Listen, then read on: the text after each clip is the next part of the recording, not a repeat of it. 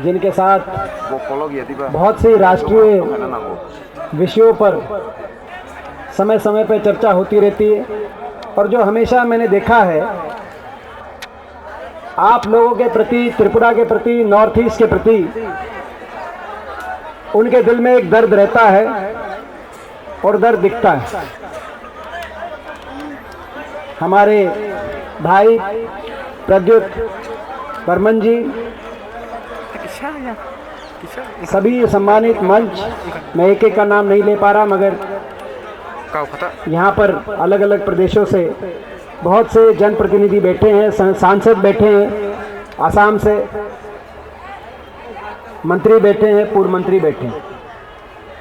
सबसे पहले तो आज आपके बीच में पहुँच के जो आपने मान सम्मान दिया, मैं आप सबका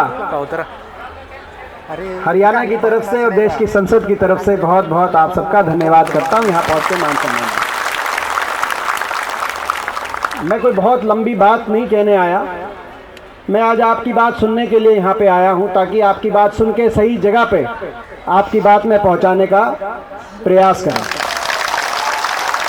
मैं आप लोगों को अभिनंदन करना चाहता हूँ, क्योंकि मेरा भी लंबा तजुर्बा हो गया।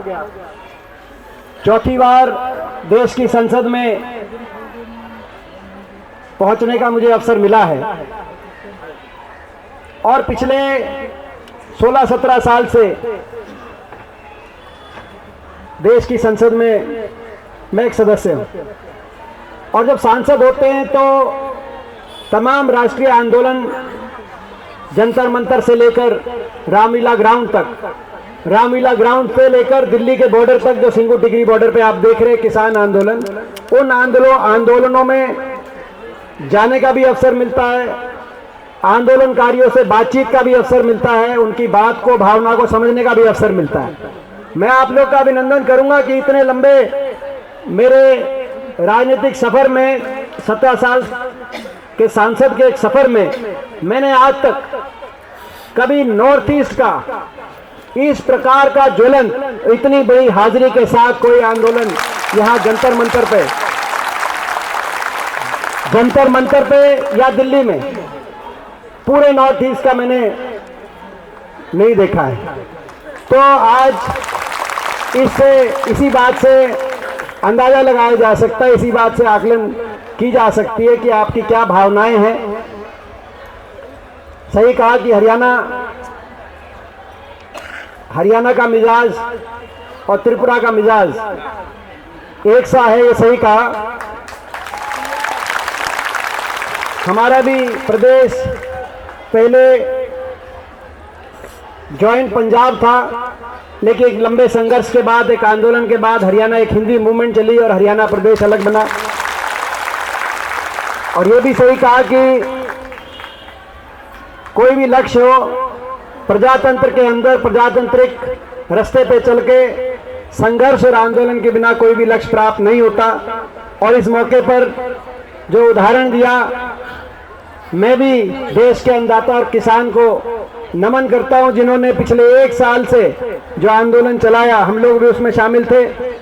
उस आंदोलन ने इतनी अहंकारी सरकार, दिल्ली की सरकार को झुकाने का काम किया, और 3 काले कानून कृषि के सरकार को वापस लेने पड़े।